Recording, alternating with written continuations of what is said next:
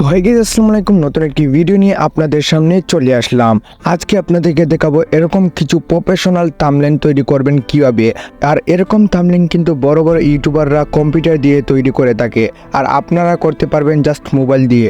তো মোবাইল দিয়ে কিভাবে তৈরি করবেন ফুল ভিডিওটি সম্পূর্ণ দেখতে থাকবেন। আর এরকম থাম্বনেল মোবাইল দিয়ে তৈরি করতে হলে আপনাদের কিন্তু একটা অ্যাপ লাগবে, যেটি কিন্তু আপনারা প্লে স্টোরে পাইবেন না। তো আপনার কি করতে হবে, আপনার ক্রোম ব্রাউজারে গিয়ে সার্চ করবেন পিএসসি সার্চ করলে আপনার একটা অ্যাপ পেয়ে যাবেন, সেটা আপনারা ডাউনলোড করে নেবেন। সেটা দিয়ে কিন্তু আজকের এই ভিডিওটি, আজকের এই থাম্বনেলটি তৈরি করে দেখাবো আপনাদেরকে। তো ফুল ভিডিওটি সম্পূর্ণ দেখতে থাকবেন। আর যেগুলো আমি ব্যবহার করব সবগুলো আমরা ডিসক্রিপশন বক্সে লিঙ্ক পেয়ে যাবেন অথবা কমেন্ট বক্সে লিঙ্ক পেয়ে যাবেন। আর যদি পান না তাহলে কমেন্ট করে জানাবেন, আমি দিয়ে রাখবো। তো আর দেরি কিসের, এখনই একটা লাইক করুন আর সাবস্ক্রাইব করে আমাদের পাশে থাকুন আর বেল আইকনটি অন করে দিন, কারণ দ্বিতীয় পার্টটিও কিন্তু কালকের মধ্যে আসতে চলেছে। তো পিএসসি অ্যাপটা ডাউনলোড করার পর আপনাদের কিন্তু ওপেন করে নেবেন। ওপেন করার পর প্রজেক্টটা সিলেক্ট করে নেবেন। তো প্রজেক্টটা সিলেক্ট করবেন হচ্ছে 1920x1080। আপনার এই প্রজেক্টটা সিলেক্ট করে আপনারা জাস্ট ওকেতে ক্লিক করে দিবেন। তো আমি ওকেতে ক্লিক করে দিলাম। ওকেতে ক্লিক করার পর দেখতে পাচ্ছেন আমার প্রজেক্টটা কিন্তু তৈরি হয়ে গেছে। তারপর জাস্ট আপনার ব্যাকগ্রাউন্ডটা ইনপুট করে নেবেন। তো আমি ব্যাকগ্রাউন্ডটা ইনপুট করে নিলাম। তারপর আপনার ব্যাকগ্রাউন্ডটা বসিয়ে নেবেন। তো আমি বসিয়ে নিলাম। তারপর ব্যাকগ্রাউন্ডটাকে উপর এখন কাজ করব। প্রথম অংশ আমরা ব্যাকগ্রাউন্ডটাকে কাজ করব। তো আপনার উপরে ক্লিক করে তারপর এখানে ক্লিক করে দেবেন। ক্লিক করার পর আপনারা কালারটা সিলেক্ট করে নেবেন।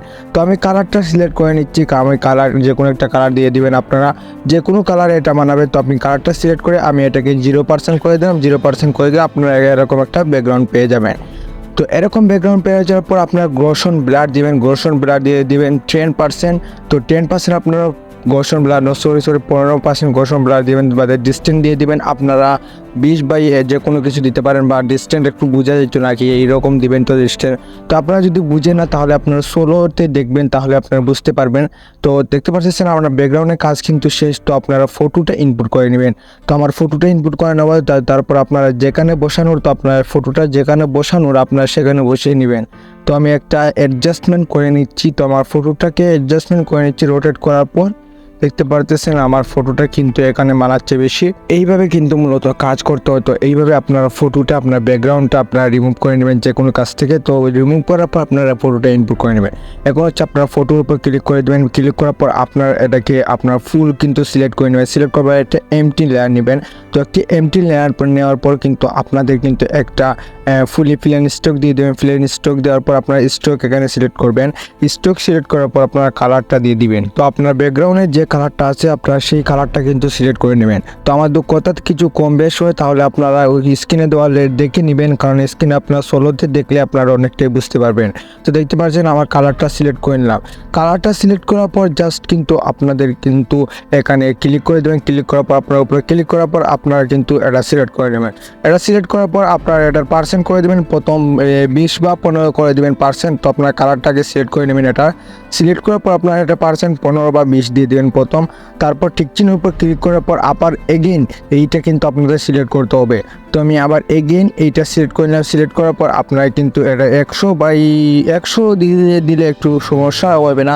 100 দেওয়ার পর তারপর আপনারা এটা সিলেক্ট করার পর এটাকে আপনার লিনিয়ার ডজ করে দিবেন। তারপর দেখতে পারেন আপনার প্রজেক্টটা কিন্তু অনেকটাই হাই হয়ে গেছে।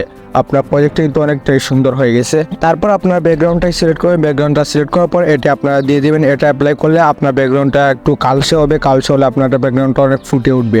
তো দেখতে পাচ্ছেন ব্যাকগ্রাউন্ডের কাজ কিন্তু শেষ। আমরা ফটোর কাজ কিন্তু এখন শেষ হয়ে গেছে অলরেডি। তো দেখতে পাচ্ছেন আমাদের সব কিছু কাজ কিন্তু শেষ হয়ে গেছে। তো আপনারা চাইলে কিন্তু আজকের এই পার্টে কিন্তু আপনাদের দেখালাম ফটো এবং ব্যাকগ্রাউন্ডের কাজ। তো আপনারা দ্বিতীয় পার্টে দেখতে পারবেন, আপনারা অনেক কিছু দেখতে পারবেন। তো আপনারা এটাকে ফিড দিয়ে দিবেন। ফিড দিলে একটা অনেকটা লুক আসবে। তো আপনারা ফিড দিয়ে দিবেন।